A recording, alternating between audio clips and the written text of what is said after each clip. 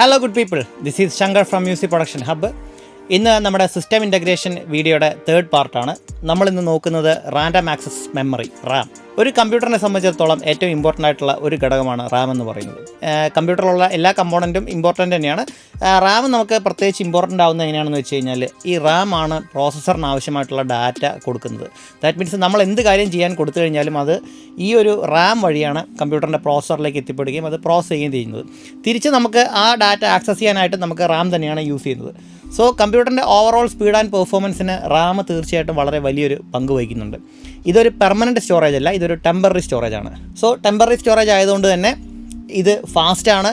അതുപോലെ തന്നെ വളരെ പെർഫെക്റ്റായിട്ട് ഡാറ്റ ട്രാൻസ്ഫർ ചെയ്യാനായിട്ടുള്ള എബിലിറ്റിയും റാമിനുണ്ട്. നമ്മൾ നോക്കുന്നത് Corsair എന്ന് പറഞ്ഞ കമ്പനിയുടെ DDR4 റാമാണ്. അപ്പോൾ നമ്മൾ ചെയ്യുന്ന ബിൽഡ് ഇൻ്റലിൻ്റെ 9th ജനറേഷൻ പ്രോസർ വെച്ചിട്ടുള്ള ബിൽഡാണ്. അതിനകത്ത് വരുന്ന മെമ്മറി കൺട്രോളർ DDR4 റാമാണ് സപ്പോർട്ട് ചെയ്യുന്നത്.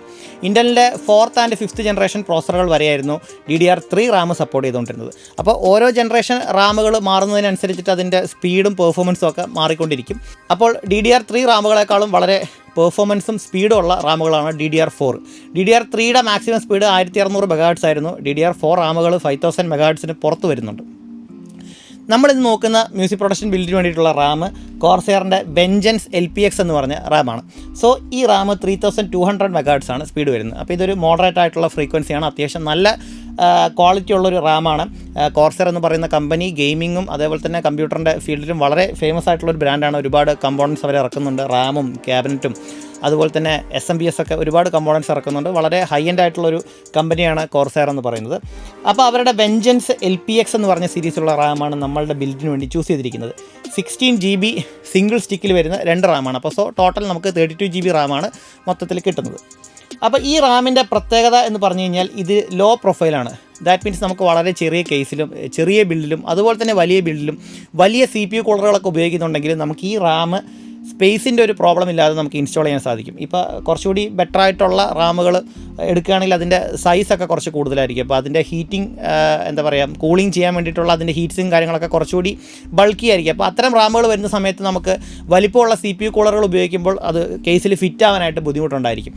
അപ്പോൾ LPX റാമിൻ്റെ പ്രത്യേകത അത് സ്പേസ് കൺസ്ട്രെയിൻ്റ് ആയിട്ട്, അതായത് സ്പേസ് സേവ് ചെയ്യുന്ന രീതിയിലും അതേപോലെ തന്നെ പെർഫോമൻസിൽ യാതൊരു തരത്തിലുള്ള കുറവും വരാത്ത രീതിയിലാണ് അവർ ഡിസൈൻ ചെയ്തിരിക്കുന്നത്.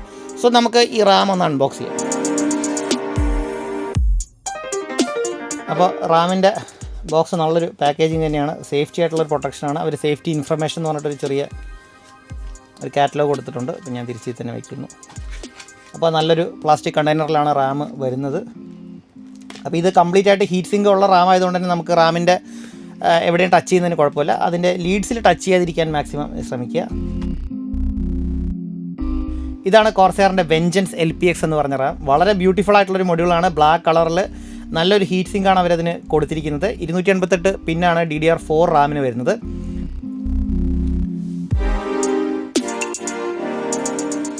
റാം കമ്പ്യൂട്ടറിൽ ഇൻസ്റ്റാൾ ചെയ്യാനായിട്ട് വളരെ എളുപ്പമാണ്.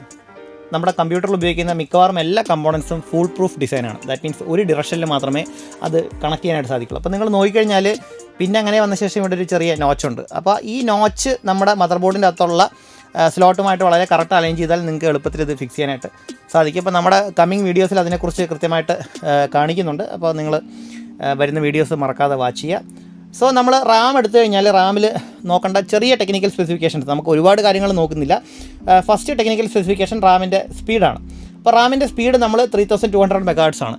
അപ്പോൾ ഇതിൽ ചെറിയൊരു വൈരുദ്ധ്യമായിട്ടുള്ള കാര്യം എന്ന് പറഞ്ഞാൽ നമ്മൾ കഴിഞ്ഞ പ്രോസറിൻ്റെ വീഡിയോയിൽ സംസാരിച്ചത് മെമ്മറി കൺട്രോളർ പ്രോസറിനകത്ത് ഇൻബിൽറ്റ് ആയിട്ട് വരുന്നതാണ്. സോ ആ ഇൻബിൽറ്റ് വരുന്ന മെമ്മറി കൺട്രോളർ 2666 MHz ആണ് ഡീഫോൾട്ടായിട്ട് പ്രൊവൈഡ് ചെയ്യുന്നത്. പിന്നെ ഇത്രയും കൂടിയ ഫ്രീക്വൻസി ഉള്ള റാം എങ്ങനെ ഡ്രൈവ് ചെയ്യും? അതിന് വേണ്ടിയിട്ട് ഇൻ്റൽ പ്രൊവൈഡ് ചെയ്തിരിക്കുന്ന ഒരു ടെക്നോളജിയാണ് XMP, എക്സ്ട്രീം മെമ്മറി പ്രൊഫൈലിംഗ് എന്ന് പറഞ്ഞത്. അപ്പോൾ നമ്മുടെ മദർ ബോർഡുകളിലൊക്കെ എക്സ്ട്രീം മെമ്മറി പ്രൊഫൈലിംഗ് ചെയ്യാനുള്ള ഓപ്ഷൻ ബയോസിൽ വരുന്നുണ്ട്. നമ്മൾ ഉപയോഗിക്കുന്ന പ്രോസസർ പ്രൊഫൈലിംഗ് സപ്പോർട്ടുള്ളതാണെങ്കിൽ നമുക്ക് റാം എന്ത് ചെയ്യാം, നേറ്റീവായിട്ട് തന്നെ ഓവർക്ലോക്ക് ചെയ്യാനായിട്ട് സാധിക്കും. അത് നമുക്ക് മദർ ബോർഡിൻ്റെ നമ്മൾ എടുക്കുന്ന മദർ ബോർഡിൻ്റെ ബയോസിൻ്റെ അകത്ത് അതിൻ്റെ സെറ്റിംഗ്സ് കാണും. അപ്പോൾ എക്സ്ട്രീം മെമ്മറി പ്രൊഫൈലിംഗ് 2 വരെ സപ്പോർട്ടുണ്ട്, XMP 2 വരെ സപ്പോർട്ടുണ്ട് ഈ റാം. സോ നമുക്ക് ഹയർ ക്ലോക്ക് സ്പീഡ്സ് നമുക്ക് വളരെ സേഫ്റ്റി ആയിട്ടും പെർഫെക്റ്റ് ആയിട്ടും നമുക്ക് മദർ ബോർഡ് ഉപയോഗിച്ചിട്ട് റൈഡ് ചെയ്യാനായിട്ട് സാധിക്കും. നമ്മൾ സെക്കൻഡായിട്ട് റാമിൽ നോക്കേണ്ട കാര്യം എന്ന് പറഞ്ഞാൽ റാമിൻ്റെ കാഷ് ലാറ്റൻസിയാണ്. കാഷ് ലാറ്റൻസി എന്ന് പറഞ്ഞാൽ കോളം അഡ്രസ്സ് സ്ട്രോബ് ലാറ്റൻസി. അതായത് എത്ര ക്ലോക്ക് സൈക്കിൾസ് എടുത്തിട്ടാണ് റാം പ്രോസറിലേക്ക് ഡാറ്റ കൈമാറ്റം ചെയ്യുന്നത്. അപ്പോൾ അത് 16 സൈക്കിൾസ് എടുത്തിട്ടാണ് ചെയ്യുന്നതെങ്കിൽ റാമിൻ്റെ ക്യാഷ് ലാറ്റൻസി 16 ആണെന്ന് പറയും. DDR3 റാമുകൾ സ്പീഡ് കുറവാണെങ്കിലും ക്യാഷ് ലാറ്റൻസിയും കുറവാണ്. അപ്പോൾ സാധാരണ നോർമൽ ഒരു കൺസിഡറേഷൻ ക്ലോക്ക് സ്പീഡ് കൂടുന്നതിനനുസരിച്ചിട്ട് ക്യാഷ് ലാറ്റൻസിയും കൂടിക്കൊണ്ടിരിക്കും. അപ്പോൾ DDR3 റാമുകൾക്ക് ക്യാഷ് ലാറ്റൻസി കുറവാണ്, 9 ഒക്കെയാണ് നമ്പർ വരിക. DDR4 റാമുകൾ വരുന്ന സമയത്ത് 16 ആണ് ക്യാഷ് ലാറ്റൻസി വരിക. കുറച്ചുകൂടി പെർഫോമൻസ് റാമുകൾ 14 ഒക്കെ വരുന്ന റാമുകളുണ്ട്. അപ്പോൾ ഈ റാമിൻ്റെ ക്യാഷ് ലാറ്റൻസി 16, 20, 20, 38 ആണ്. കുറച്ചുകൂടി ബെറ്റർ ആയിട്ടുള്ള റാമുകൾ 16, 18, 38 വരുന്നുണ്ട്. സോ ചെറിയ ഡിഫറൻസ് ആണ്. അപ്പോൾ ഗെയിമിംഗ് പോലത്തെ ആപ്ലിക്കേഷനുകൾക്ക് നമുക്ക് റണ്ടറിംഗ് പോലത്തെ ആപ്ലിക്കേഷനുകൾക്കൊക്കെയാണ് റാമിൻ്റെ ഈ പറഞ്ഞ ക്യാഷ് ലാറ്റൻസി കാര്യമായിട്ട് ബാധിക്കുക. കുറേ കൂടി ഗെയിമിങ്ങിനാണ് അത് ബാധിക്കുക. നമ്മുടെ മ്യൂസിക് പ്രൊഡക്ഷൻ ആപ്ലിക്കേഷനുകൾക്ക് അതൊരു വലിയ കുഴപ്പമില്ല. അപ്പോൾ ഈ റാം ഒരു മീഡിയം സ്വീറ്റ് സ്പോട്ടിലുള്ളൊരു റാമാണ്. അപ്പോൾ നമുക്ക് മോശമില്ലാത്ത 16 ക്യാഷ് ലാറ്റൻസി ഉണ്ട്, 3200 MHz ക്ലോക്ക് സ്പീഡും വരുന്നുണ്ട്. അപ്പം നമുക്ക് മദർ ബോർഡിൻ്റെ അകത്ത് XMP പ്രൊഫൈൽ ഉണ്ടെങ്കിൽ, മദർ ബോർഡല്ല ആക്ച്വലി പ്രോസറാണ് സപ്പോർട്ട് ചെയ്യുന്നത്, മദർ ബോർഡിൻ്റെ ബയോസിൽ ഓപ്ഷൻ ഉണ്ടെങ്കിൽ നമുക്ക് XMP വെച്ചിട്ട് ഈ സ്പീഡ് റൈഡ് ചെയ്യാൻ സാധിക്കും. പിന്നെ റാം ചൂസ് ചെയ്യുന്ന സമയത്ത് നമ്മൾ എപ്പോഴും ശ്രദ്ധിക്കേണ്ട കാര്യം, നമുക്ക് എത്ര MB റാമാണ് ആവശ്യമുള്ളത്, എത്ര MB അല്ല, ഇപ്പോൾ GB ആണല്ലോ, എത്ര GB റാമാണ് നമുക്ക് ആവശ്യമുള്ളത് എന്നുള്ളത് നോക്കിയിട്ട് റാം കറക്റ്റായിട്ട് ചൂസ് ചെയ്യുക. അതായത് മൾട്ടിപ്പിൾ നമ്പർ ഓഫ് റാംസ് നമ്മൾ ഉപയോഗിക്കുന്ന സമയത്ത് ഒരേ കമ്പനി ചൂസ് ചെയ്യാനായിട്ട് ശ്രമിക്കുക. അപ്പോൾ ഇത് ഒരുമിച്ചെടുക്കാനുള്ള കാര്യം, ഈ ഒരു സിസ്റ്റത്തിൽ 32 GB റാം വേണമെന്ന് എനിക്ക് റിക്വയർമെൻറ്റ് ഫീൽ ചെയ്തു, അതുകൊണ്ടാണ് എടുത്തത്. അപ്പോൾ 32 GB എടുക്കുന്ന സമയത്ത് നമ്മൾ ഒരേ ടൈപ്പ് ഓഫ് സ്റ്റിക്ക്, ഒരേ മോഡൽ, ഒരേ ക്യാഷ് ലാറ്റൻസി ഉള്ള സ്റ്റിക്കുകളാണ് തിരഞ്ഞെടുത്തിരിക്കുന്നത്. അപ്പോൾ നമ്മളിപ്പം ഇപ്പോൾ ഒരു ബിൽഡ് ചെയ്യുന്നു, അതിൽ 16 GB റാം മതി, 16 എടുത്തു, കുറേ കഴിഞ്ഞിട്ട് നമുക്ക് ഫീൽ ചെയ്യുന്നു നമുക്കൊരു 16 കൂടി ആഡ് ചെയ്യണം. അപ്പോൾ നമ്മൾ സെയിം കമ്പനി സെയിം മോഡൽ തന്നെ സെലക്ട് ചെയ്യാനായിട്ട് മാക്സിമം ശ്രമിക്കുക. നമുക്ക് വ്യത്യസ്ത കമ്പനികളുടെ റാമുകൾ മിക്സ് ചെയ്തിട്ടുകൊണ്ട് നമുക്ക് മേ ബി പെർഫോമൻസ് ഡ്രോപ്പ് വരാൻ, ചിലപ്പോൾ സിസ്റ്റം അൺസ്റ്റെബിലിറ്റി വരാൻ സാധിക്കും. ബയോസിൻ്റെ അകത്ത് സെറ്റിംഗ്സ് ഉപയോഗിച്ചിട്ട് നമുക്കതൊരു പരിധിവരെ ക്ലിയർ ചെയ്യാൻ സാധിക്കും. എന്നാലും സേഫ്റ്റി സൈഡായിട്ട് നമ്മൾ സെലക്ട് ചെയ്യുന്ന റാമുകൾ ഒരേ കമ്പനിയുടെയും ഒരേ ക്യാഷ് ലാറ്റൻസിയും ഒരേ ക്ലോക്ക് സ്പീഡും ആണെങ്കിൽ അത് ബെറ്റർ ആയിരിക്കും. ഫോർ എക്സാമ്പിൾ ഞാനിപ്പോൾ ഒരു 3000 MHz റാമും 3200 ഒരുമിച്ച് കമ്പ്യൂട്ടറിൽ ഇട്ട് കഴിഞ്ഞാൽ 3200 റാം 3000 ആയിട്ടായിരിക്കും വർക്ക് ചെയ്യുക. അതായത് കുറഞ്ഞ റാമിൻ്റെ സ്പീഡിലായിരിക്കും വർക്ക് ചെയ്യുക. അല്ലെങ്കിൽ നമ്മൾ ബയോസിൻ്റെ അകത്ത് കയറിയിട്ട് ഈ പറഞ്ഞ കുറഞ്ഞ റാമിനെ നമ്മൾ ഓവർക്ലോക്ക് ചെയ്യേണ്ടി വരും.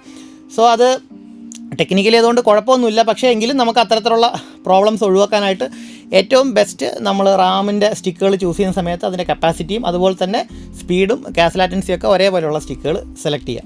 അപ്പോൾ ഇത്രയാണ് ബേസിക്കായിട്ട് റാമിനെ കുറിച്ച് പറയാനുള്ളത്. ഇതിൻ്റെ ഇൻസ്റ്റാളേഷൻ കാര്യങ്ങളൊക്കെ നമ്മൾ കമ്മിങ് വീഡിയോസിൽ വരുന്നതായിരിക്കും, സിസ്റ്റം ഇൻറ്റഗ്രേഷൻ വീഡിയോയിൽ വരുന്നതായിരിക്കും.